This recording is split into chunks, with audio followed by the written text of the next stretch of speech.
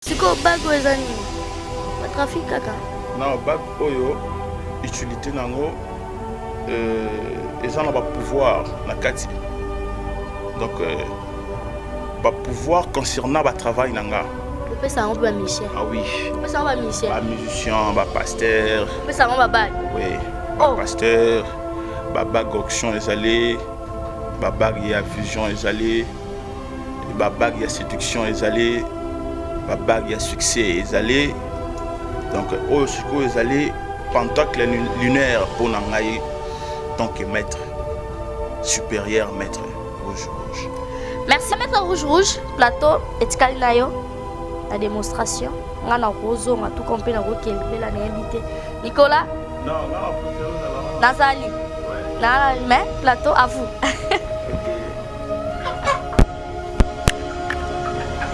Je pense que les téléspectateurs parce que la madame oh ils allaient pousser dans là et ils allaient soso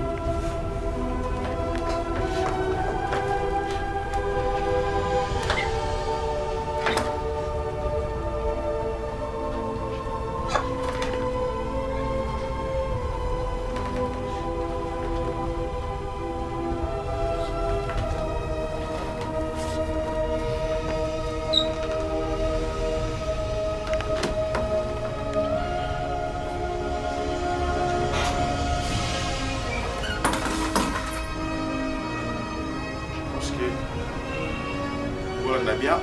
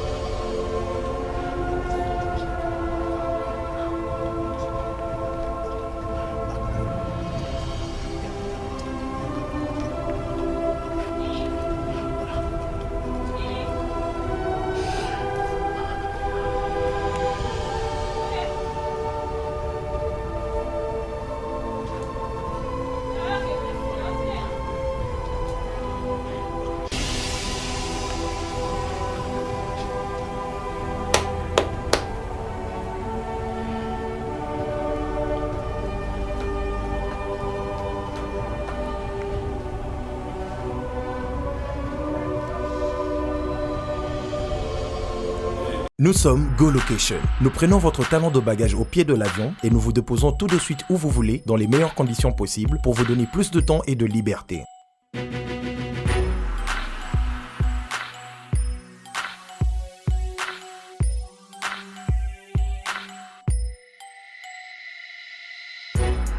Vous avez le choix entre partager un van à partir de 25 $ par personne et une berline privée à partir de 50 $. Ce n'est pas tout, nous vous offrons des prix plus avantageux après votre première consommation de nos services partant de l'aéroport. Notre gamme très variée de véhicules vous accompagne dans tous vos événements pour un meilleur séjour à des prix hors concurrence et ce, 7 jours sur 7.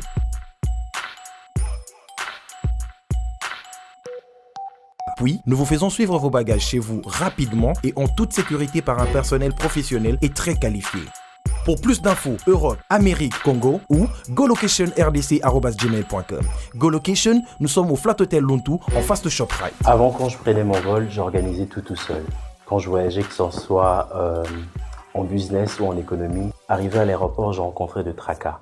45 minutes à cause de tracas de bagagistes, ainsi de suite. Et depuis que j'ai connu le service de GoLocation, je peux vous rassurer que le 45 minutes de tracas que je trouve à l'aéroport n'existe plus. Il y a moins de 30 minutes, bagage nana. Là, plein de bateaux, il fallait pas bête. On a samedi, à 17h, 17h30. On a tegui ba plan, on a cliqué j'aime. GoLocation, louez-moi. Votre besoin, notre réponse.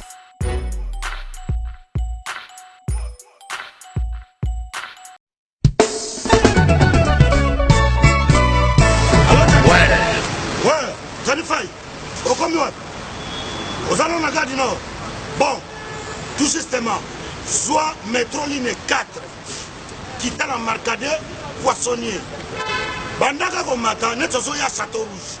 Pour Yango, Awatoza, et ça entre Marcadet, Poissonnier, na métro Château Rouge.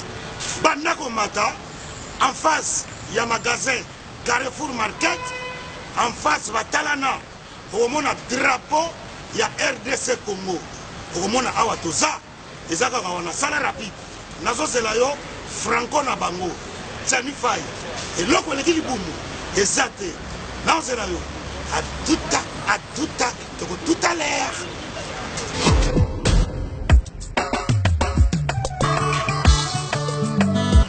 Manigol, bonjour. Bonjour. Manigol, oui. Vous commis ce soir? Oui, tu commis awa. Mais là, nous, on a c'est quoi vos notes? Oui, tu commis awa na Château Rouge, awa na face à Carrefour, pendant que l'on évite tout ça presque un mois awa. Non, mais bien, ministère, c'est pour y aller. On a souvent pas si ranké. Est-ce que nous yaka miloko awa tout ça? Et c'est comme ce qu'on en gros, en détail. Et on a y ah voilà, awa tout ça, awa tout kaya. En gros et en détail, exotique awa tout ça. Donc, ça aussi bah, ça y awa puis na biso ça na c'est bonne capacité. Tout awa na Château Rouge. Le doté ka vente en gros et en détail. Ça on même carton moko. Doté le ka na benga gros. Donc bah prix o eza awa, rien à dire. Donc bah écart en moulai, ce doté ka bloc en gros, ka bloc bien ya bio. Tina yawa. Ah, na pesa ça on a pas paria. Au salaire ngana koma kaka awa nazanga mumini awa to Thomson 5 kg 13,90 €. Non. Oh ngolo 5 kg 13,90 €. Maman. Malangwa capitaine normal makaya buwe ambassade oya pembe bongo pondu oya kin pondu oya kin siboul na 5 €. Omano Fonatika nyao. omuna wa Na ye libela awa. ngai dero bite kuti dero fumbwa carton fumbwa na 10 €. Oh, c'est du jamais vu yango nde makambo fait. donc ça 4 Marcadi Château Rouge en face il y a Carrefour Market okomona drapeau ya Congo RDC eloko makasi. Bon, ça me donne mon noir. Évidemment, qui mon frère. Tellement pas pris. Comme il dit, ça va, donc, la côte On me l'a raillé. Congo faut que le bosso, tu as mis l'eau comme moka la biso moko. Et puis, tu as drapeau du Mandawa. Drapeau ya Congo. Ba misi neti oyo. Et comme ça m'a dit un mot. Ya maya Congo. Outi ba province, outi ba moka mususu. Boya ko s'approvisionner pour ba prix. Yango. Yango awa toza Au moins, la drapeau du banda.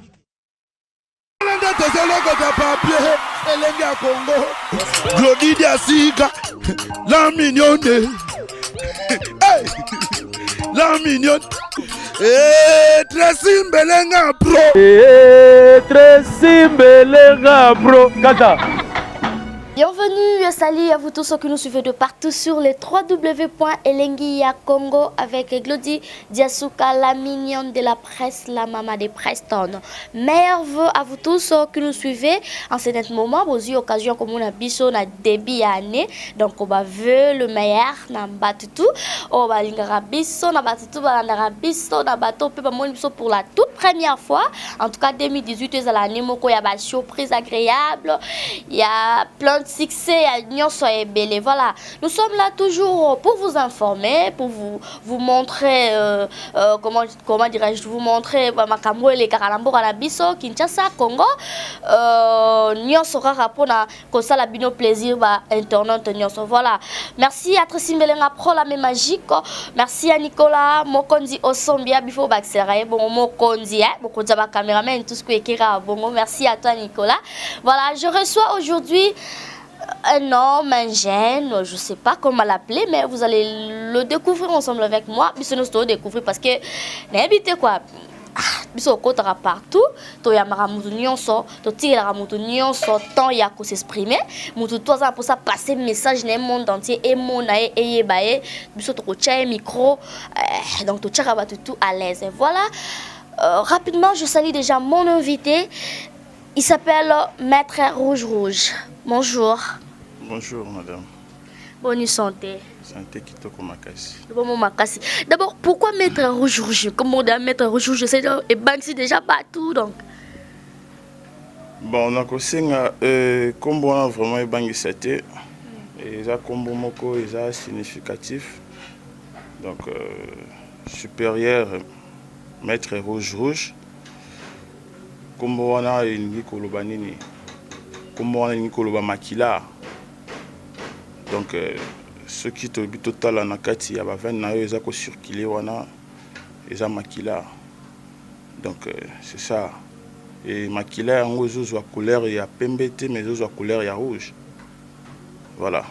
Jusqu'au maître ya ba makila, si on peut l'éclaircir. Non. Je pense que les maîtres ya makila tema eza que nakati ya makambo nanga nakati ya ba pratique nanga na saelaka trop ba émanation, donc c'est-à-dire au ba bengi sacrifice ya être faible. Donc comme on a le cola soso, comme on a le cola même main, comme on a le cola pigeon. Donc tellement on a qui trop basé sur yango, il y a ba émanation landé na ki ko combo ya rouge. Donc c'est ça. Merci beaucoup pour la présentation. Batutu balandi osko moko bange koti batu. Ah, la mignonne comment ya suna banganga. Na éviter to bengo magicien, to benga yo spiritualiste, to benga yo mutakisi ya makasi étant que jeune to ndeni. Osala ba numéro makasi to bengo na. Bon, naza homme spirituel. Donc naza homme spirituel ou naza basé na exorcisme et pris dans le fort secret de l'islam et l'efficacité du Coran. Yeah, donc c'est ça. Pourquoi ces choix? Opona ki yango ndenge nini bani ndenge nini? Bon, nga na pona ngote. Na pona ngote na luka pe ngote. Donc je pense qu'il y a peut-être il y a qu'à rencontrer mon histoire il y a début. Vas-y, il y a monde de temps pour ça toi. Yeah, OK, merci. Et Zala qui est un bon matin. Na wala mukanga na pongi, maman abotinga on en peut sambote na musika.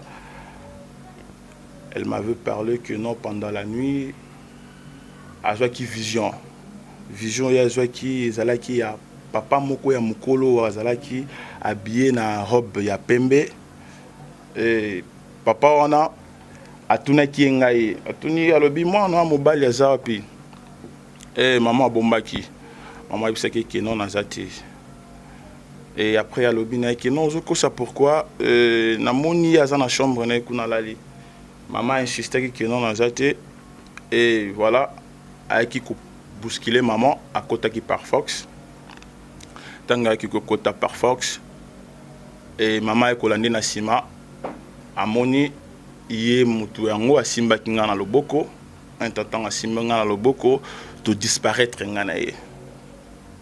Disparaître nga na ye ezaki vision o nga nazwaki te mais ezaki vision oyo maman abotinga nde azwaki un temps tanga ye ko rencontrer nga yango nazalaki obligé ya ko s'adhérer lisusu makasi na spiritualité parce que je suis un musulman, un connaisseur musulman et un pratiquant musulman.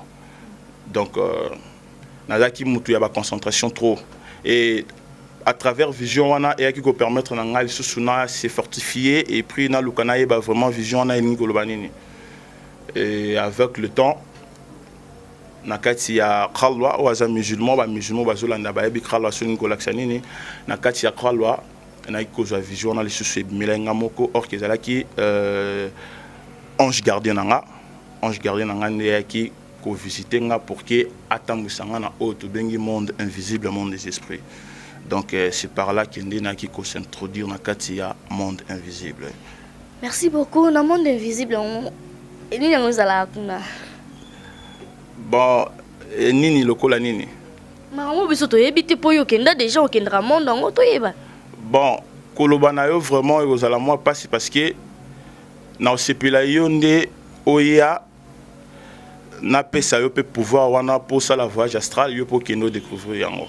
Désolé, ngateloba bato walanda biso. Problème te.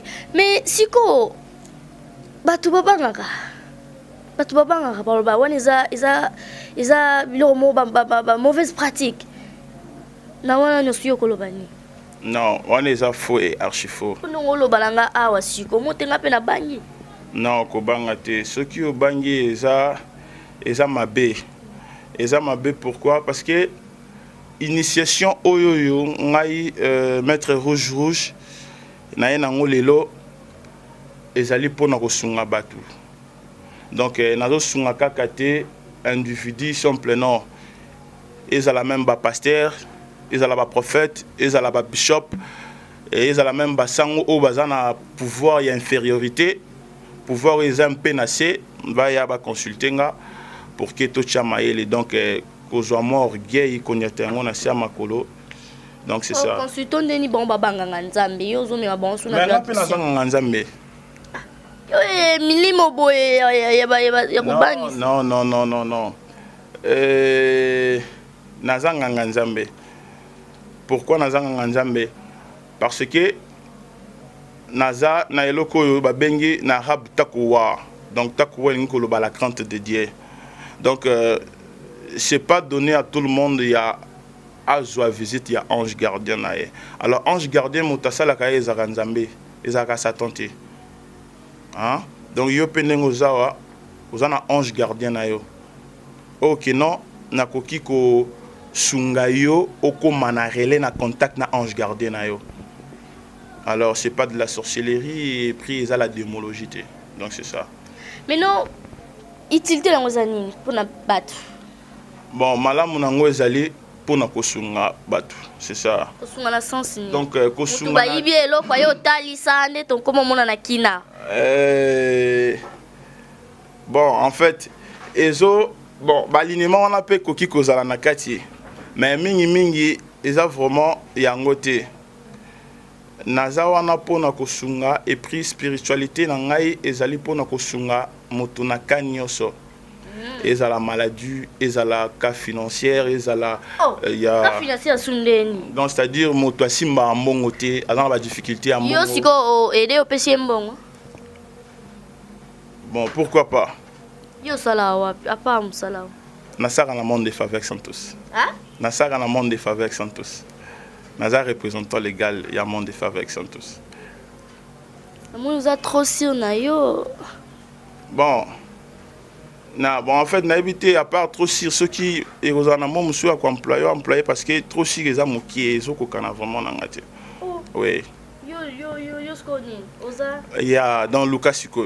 Yo momi lo baponga moni ozolo ba quoi trop style quoi à part yo mutu so ro ya te ka bi ke non ngape na leki rouge na spiritualité. Azate. Bon en fait pourquoi dans le bi azate? Pourquoi dans le bi azate? Na simbami na oyo ba bengi Métatron. Et ça Métatron nde asali o lelo ba benga ngai supérieur marabout rouge.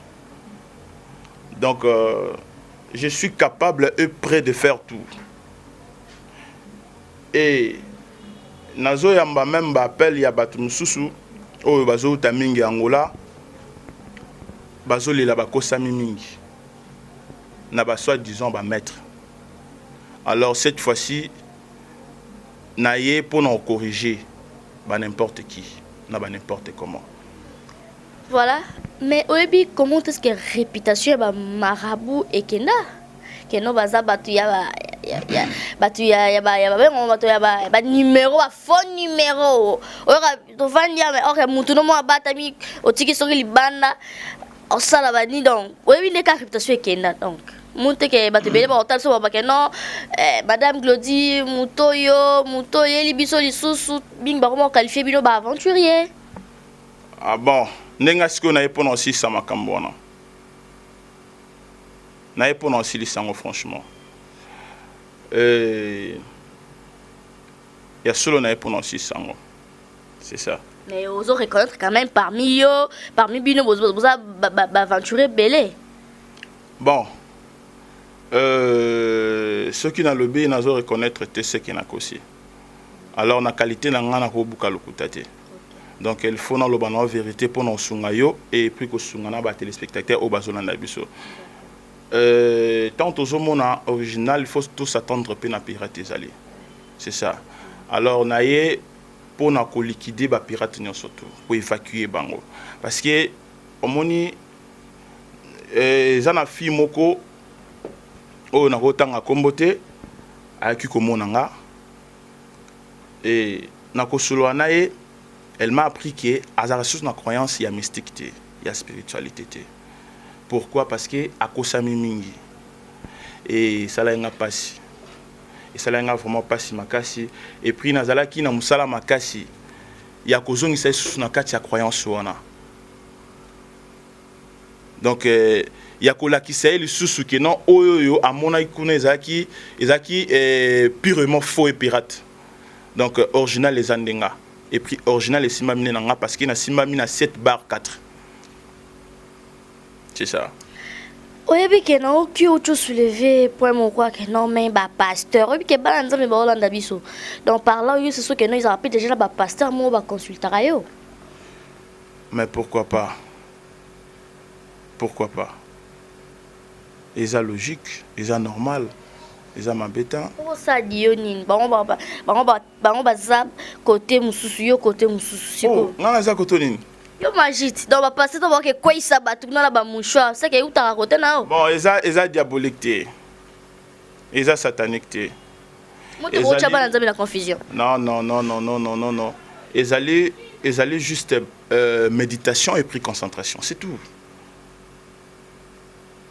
Nga batu o bayaka ba travail pa na nga ba kotaka ba église o asami na catholique ki na catholique o azaka na protestant ki na protestant o azala na réveil ki na réveil. Ils ont m'abêté, ils ont problème té. Ozo flatter, ozo lempa batubaya. Oh même pas, c'est pas ça. Voilà, merci beaucoup Rit qui l'a monté Baboria Kabela. Mais si on parle là dans moi attention parce que à côté de milinga te la moni ba ngola sera déjà ngapela musalo place comme ma biso na invité quoi simbele nga pro hein. Maître rouge. Signification ba soso ba kanti ça veut dire quoi? Bon, omoni sosoyo azana musala oyo azosa sikoyo. Dia zabo. Nenga zana. Asa musani. C'est le somona musani azosala. Donc c'est-à-dire Métatron azolaksa et puis azo monisa na batu ki azana nga. Comment? À travers les locaux zomono yo. À travers le locaux. Azana yo. Yeah. Ça que ma bezali. Non, ya ma bezate. ya malamu nde ezali. Voilà, à part kozala na yo aoservi yo sunani azoservir nga na makambo ebele. Donc ye nde vraiment azali parmi ba esprit ou soit ba ange oyo basimbi 7 jours de la semaine, parce que naza na secret ya oyo babengi 7 jours de la semaine. Donc les secrets et l'efficacité de 7 jours de la semaine. 7 jours de la semaine, ouais rançon. Ah, loin de là. Donc cela veut dire de lundi à dimanche. Okay. Donc lundi, ils ont un esprit au simbi lundi. Ils ont un ange au pe simbi lundi. Donc tiko comme on a dimanche. Et alors ils ont le rôle à batum souste OK non OK pas naé jeudi à biso que non nga jeudi na travail à kati non. Nga na travail à de lundi à dimanche. Et ni l'heure ni l'heure. Donc c'est ça. Ça fait combien de temps depuis comme pratiquant depuis 2001. Donc à peu près 17 ans. C'est ça. Vous avez un âge ni pour nous Nicolas Mokondi. Netika rasiko bana âge. Bon, en fait, c'est vraiment important de dire ça âge nanga. Bon, baba mais ce petit ici parce qu'on suit devant le grand monsieur. Ce petit ici c'est je sais pas, c'est une aventure, c'est un gamin. Bon, en fait, spiritualité et puis dans pouvoir ezali cause à la petite, cause à la gamin. Et donc c'est ça. Yango wana. Oya ko jenga par rapport ya âge nanga. Et puis l'apparence n'a a commis une erreur. Ah bon? C'est ça. Avant de continuer, tu peux aller déjà, s'intéresser, contact na yona. Et surtout na OK, contact numéro nanga téléphone les plus 243 89 27 79 518. Plus 243 89 27 79 518 plus 243 89 27 79 518. OK, merci. Si Nicolas Pendaza voisin piaka. Donc yo temos na bala rebelle awa ko sale pe mwelo mo pe azonga tana mwani. Mais ils la même yo. Te Nicolas, ngana omona Nicolas ozwa. Ils la même yo. Donc c'est-à-dire Nicolas. Ozana posa ya mbongo. Ozambongo. Et sans pourtant qu'il opère sa sacrifice ya makila. Et nazwa ki vision ya moi moi simoko oyo na tanga kombote mais na ebiki tanga mon émission appel na e kota et après na loba na o na mona concerne ye. C'est ça. Mais siko obi makila oyo oyana soso oyana ntaba momona na simeza mutu. Ils ont ignorance mutokoya or que tango sala bon na pas père na pala dae pas lifanto dae. Bon spiritualité antiquité yango tezalelo. Hein? Spiritualité alelo ezake ozoye banini oyo sala. Donc quand tu fais le sacrifice conscience na yo. Donc naraba bizati conscience na yo et je baki non ça la sacrifice et sacrifice ni yozo sala non ça la sacrifice oyo donc o ba bengi na arabe soit daka donc on peut s'asseoir daka oyo na esprit supérieur metatron ndenga edenga mobile na ngazongelanga ndenga edenga mwasi na ngalinganga ndenga edenga musala na ngazo sur son plaire donc c'est ça et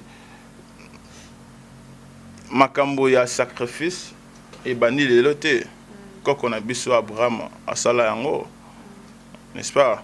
Donc c'est ça et ils ont m'embêté. Voilà, merci beaucoup. Merci à la première dame de Lausanne. Merci Kouyago Belisha, maman Nari Djandilwa, un enfant pas comme les autres.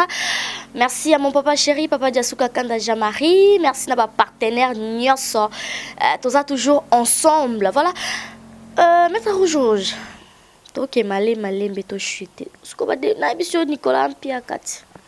On va prêter. Bon. Nazaka près na nyoso et puis partout. Ah, comme là. Bon, En fait, nakosala eloko moko sikoyo oyo ekozala un peu étonnant na bato mais ezosalema sikoyo.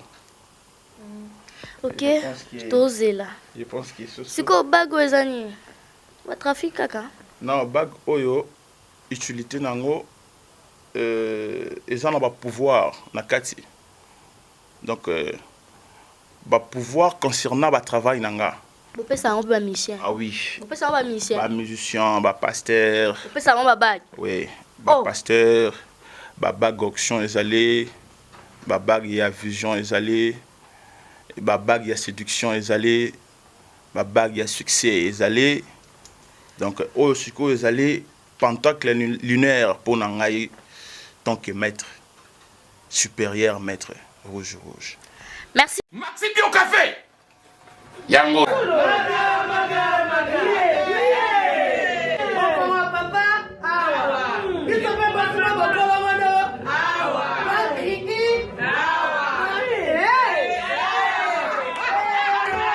A connaît pas demande hémorroïde. Oh, il y a diabète.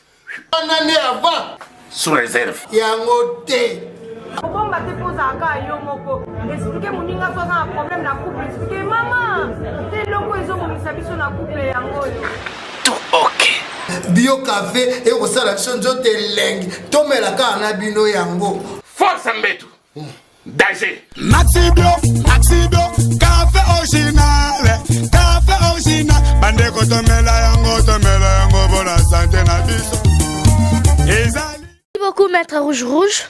Ngana moni mon spectacle yango événement na benga ta moi po nga pena mangambo pena ele raté ko ekota raté hein. Laetitia Lukusa, la fraîcheur, chez Lamboui, Gypsy Matai, Katale, ya maman Nadopsi, ma copine, yabiye pena, Schengen et Tosa, hein, maman belge. Voilà, Maître Rouge, plateau, etikali na yo, la démonstration, on a roso, on a tout compris, on a roquel, belle année invité. Nicolas? Non, on a préféré aux alors. Nazali? Ouais. Nazali, mais plateau à vous. Ok. Je pense que les téléspectateurs bazolanda malamu oyo eza liboso na nga ezali soso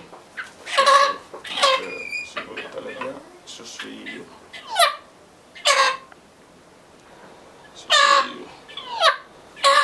donc soso iyo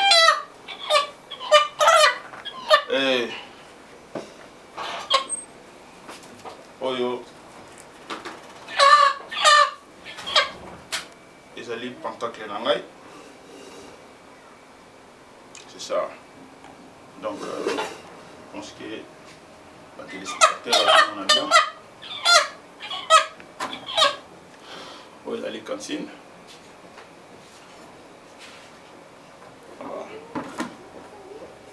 Et nazwi soso anga akoti na kati. Akoti na kati.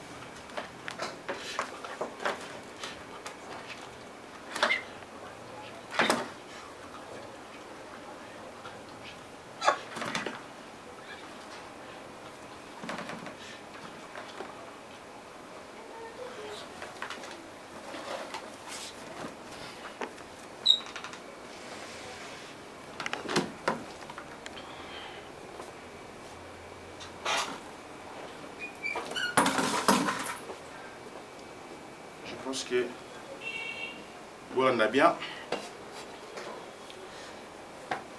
Yeah, you are letting them know.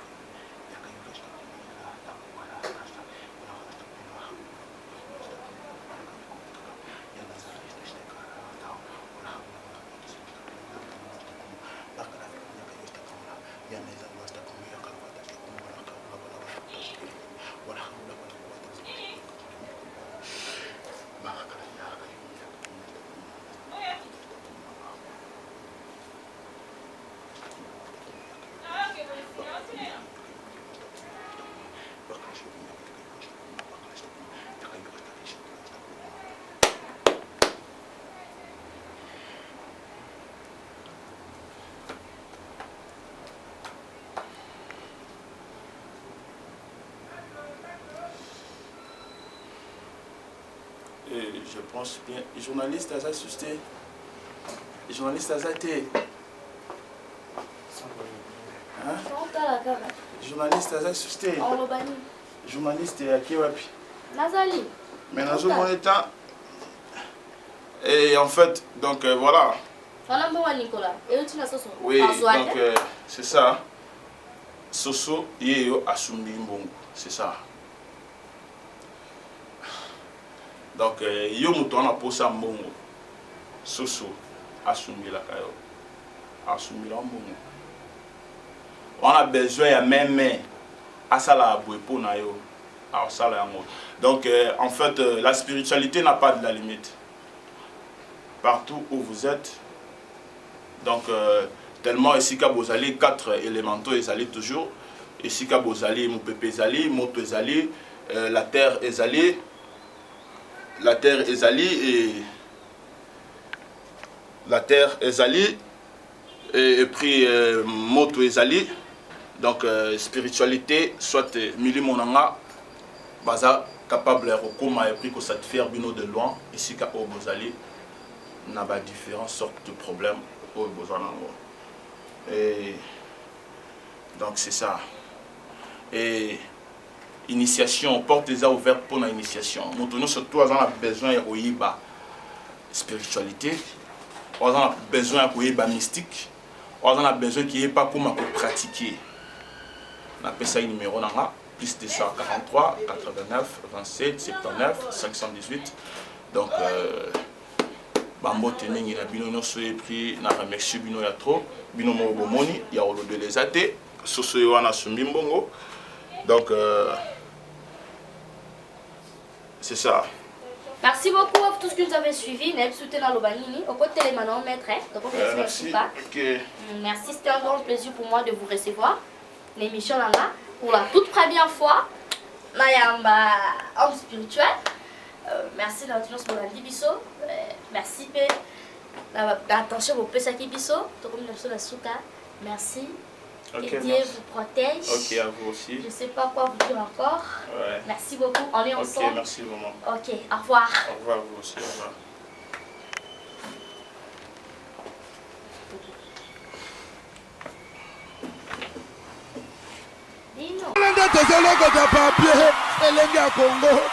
Glody Diasiga, la mignonne. Hey, la mignonne. Tracy Mbelenga bro. Tracy Mbelenga bro. Kata.